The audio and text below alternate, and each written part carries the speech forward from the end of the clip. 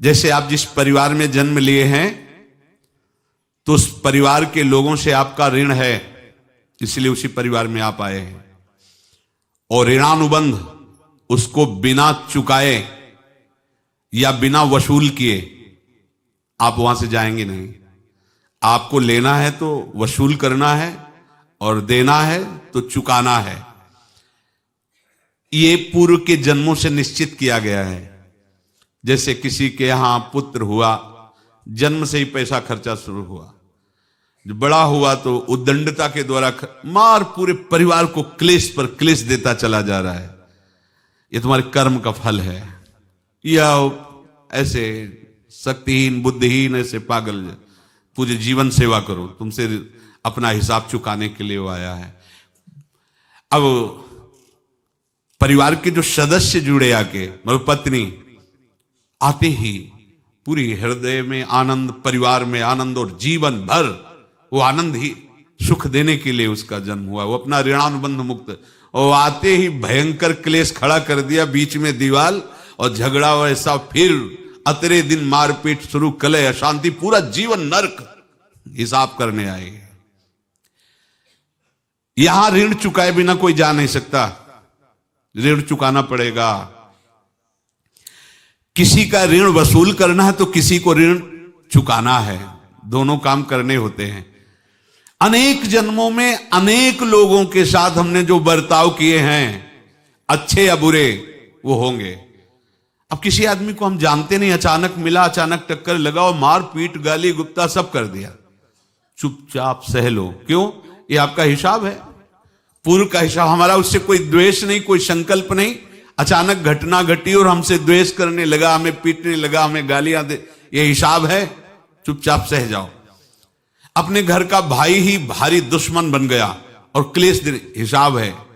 एक प्रभुदत्त ब्रह्मचारी जी की वाणी में पढ़ा था, एक महात्मा जी भ्रमण करते थे तो उस समय असरफियां चलती थी, मोहरे असरफियां, तो उनको भेंट में देते लोग। तो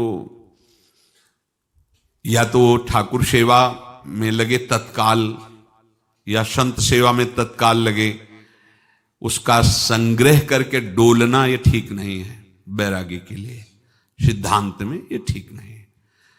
तो जब 2, 4, 6, 8 ऐसे मोहरे हुई तो उन्होंने विचार किया कि और भ्रमण करके जब काफी मोहरे हो जाएंगी तो प्रयागराज में जब कुंभ पड़ता है, एक बार पूरे सब अखाड़े के संतों को, अलग अलग संप्रदाय सब संतों को बुलाएंगे और सबको पुआएंगे।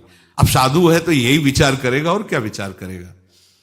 तो उन्होंने एक ऐसे डंडा बनवाया, बेंत, जो ऊपर से चूड़ीदार और भीतर पोला, और मोहरे उसमें डालते गए।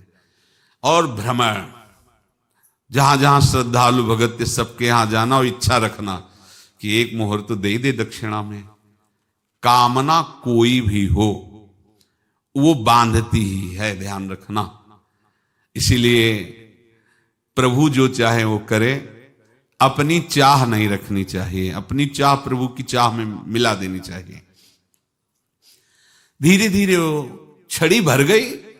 भ्रमण करने वाले महात्मा चूड़ी लगाई, इंतजार करते रहे। जब प्रयाग का कुंभ पड़ा तो चले। तो रास्ते में एक गांव में पूछा जाता है, जैसे कहीं रुको कि कोई श्रद्धालु ऐसा है जो संत सेवी है।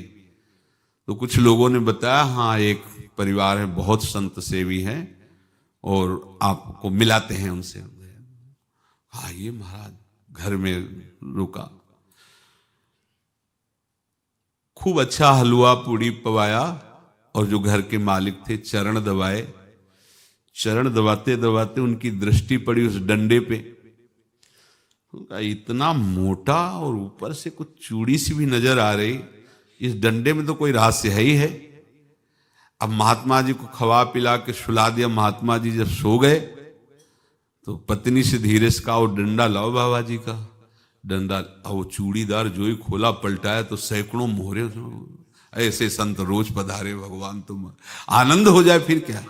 पत्नी से कहा, नाप के कंकड़ लाओ। वो तो महात्मा जी तो खाए खीर पूड़ी, आराम से सो रहे। रात में पूरी प्लानिंग करके उसमें कंकड़ भर के चूड़ी लगाकर सिराने रख दिया, सारी मोहरें हटा ली। महात्मा जी आराम से छड़ी उठाए तो वजन पक्का, वैसे बड़े लोग चतुर होते हैं, पर ये नहीं जानते कि कर्म कितना भयानक होता है। और उनकी कोई संतान नहीं थी, पर धन में इतना प्रेम उनको था। बहुत सावधान, साधु महात्माओं के पास जो अर्थ है, गृहस्थी अगर आता वहीं से है, पर अगर उसको जोर जबरदस्ती या किसी छल कपट से, तो वो उसका विनाश ही करता है। आज तक का प्रमाण है। अब उनको ये भाव पता नहीं होगा, या पता होगा तो लोभ के कारण वो उसको मान नहीं पाए होंगे। महात्मा जी गए प्रयाग में, किसी अखाड़े पर रुके और वहां प्रार्थना की कि कल जो है संपूर्ण अखाड़ों का निमंत्रण किया जाए और सब संतों को भोग पवाया जाए और उनको दक्षिणा भी दी जाए। महंत ने सोचा कि बहुत बड़ा है तो उत्सव है, क्योंकि प्रयाग में कितने हजारों संत महात्मा सब। तो उनका महाराज बोरों इसमें चीनी और टीनों घी लगेगा, सब व्यवस्था। बोले आप मंगाइए, एक एक हिसाब हम करेंगे, हमारे पास सब व्यवस्था है। बोले कुछ तो पहले दे दो, इकट्ठे देंगे हम। उनको था कि अगर हम छड़ी खोला और दो चार मोहरे दी, किसी को पता लग गया तो गड़बड़ हो सकती। बोले हम भंडारे के समय आखिरी में सब कुछ आपको दे देंगे। ठीक है। वो अपने पास से पैसे लगाकर खूब जितना सामग्री सब लाए, लाखों की, और सब संतों को निमंत्रण कर दिया। संत जन निमंत्रित हो गए, भंडारा बन रहा है। तब वहां के महंत है और उनका देखो भंडारा भी बन रहा है, संतों को निमंत्रण। अब आप अर्थ की व्यवस्था कीजिए, क्योंकि इतनी बड़ी हमारी सामर्थ्य नहीं थी जितना हमने किसी तरह हमने व्यवस्था की। अब मुझे अर्थ चाहिए, तभी आगे की व्यवस्था बढ़ेगी। संतों को दक्षिणा देंगे और जिनसे अर्थ लिया उनको दे। देखो रसोई बन गई है सब। उनका छत में विश्वास नहीं तो ये अभी चूड़ी खोली, उनको तो था ना कि मोहरे हैं कंकड़।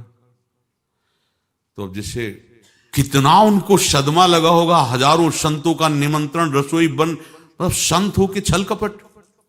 तो उनका महाराज आपने तो हमारा नाश कर दिया, जो महंत थे। अब बताओ रसोई बन गई, संत निमंत्रित हो गए और आप ये कंकड़ दिखा रहे हैं हमको। आपने तो हमें बर्बाद कर दिया, हमारी इतनी सामर्थ्य नहीं थी, आप पहले बता देते। संत होकर ऐसा छल कपट। अब वो बोले तो क्या बोले, क्योंकि उनको पता था कि मोहरे हैं इसमें। अंदर से उनका चिंतन गया उसी सेठ के पास, अच्छा ऐसा धोखा हमारे साथ किया, भोगोगे तुम। ये जो निकलता है ना भोगोगे, ये अकाट्य होता है।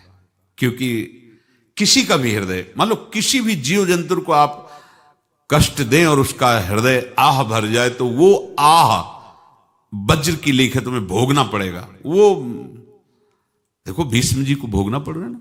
सांप को ऐसे धनुष की नोक से उठाया और बंबूल के कांटों के ऊपर फेंक दिया, कई दिन तक छेदा हुआ, वो आह भर करके मरा। तो आपको 6 महीने बाणों की सैया पर आह किसी की ना लेना जिंदगी में। कोई ऐसा कोई आह भर करके कह दिया तुम समर्थ हो, हम तो कुछ कर नहीं सकते, और अंदर से दुख, फिर तुम्हारी सामर्थ्य काम नहीं करेगी, मिट्टी में मिला देगी। फिर ये तो संत थे और भगवत आराधना के लिए, संत आराधना के लिए ही ऐसा किए हुए थे। अब इनका कैसे मुंह दिखाएं, अब क्या करें। सुबह संत जन आएंगे, सबके बीच में हमारी कि देखो इन्होंने, अब क्या करें। गए और संगम में जाके छलांग लगाई, अपने प्राण त्याग दिए। अब उनके तो पास मोहरे थी और व्यापार बढ़ा, और 9-10 महीने बाद ही लड़का हुआ। अब तो उनको कि संत फलीभूत हो गया। देखो व्यापार चल रहा, लड़का नहीं होता था, लड़का भी हो गया, बड़ा आनंद छा रहा है। जब से वो प्रकट हुए और धन की वृद्धि शुरू हो गई, पढ़ाई लिखाई में उनके खर्चा हुआ सब, बस बीमारी शुरू हो गई उनके शरीर में। अब उसमें पैसा जाना शुरू हुआ। इतने आसक्त वो दोनों हो गए कि कुछ भी हो, व्यापार ठप, संपत्ति बेचना शुरू, तो उन्होंने कहा कि बेटा मैं क्या कर सकता हूं तुम्हारे लिए। बोले हमारी अंतिम इच्छा है प्रयाग चलो, और जितने प्रयाग में संत महात्मा सबको एक बार भंडारा करवाओ, हमारी इच्छा अंतिम है, क्योंकि अंतिम यही इच्छा थी। तो बोले अब ज्यादा संपत्ति तो नहीं रह गई, तो बोले घर बेच दो, मेरे लिए ही तो है, बेच दो। मुझे लगता मैं बचूंगा नहीं, पर मेरी अंतिम इच्छा पूर्ण कर दो। घर बेच दिया, जेवर बेच दी। वहां गए, जब संत सेवा की तो बोले मुझे संगम तक ले चलो। संगम तक ले गए और बोले समझे तुम चुराए थे और हमने उसको छीना है, कुछ नहीं रह गया तेरे पास कुछ, अब केवल ममता और आसक्ति में जलकर मर और नरक प्राप्त कर। मैं वही महात्मा हूं जिसकी तूने मोहरे ली थी, शरीर छोड़ दिया। महात्मा को जन्म लेना पड़ा और इनको दुर्गति भोगनी पड़ी।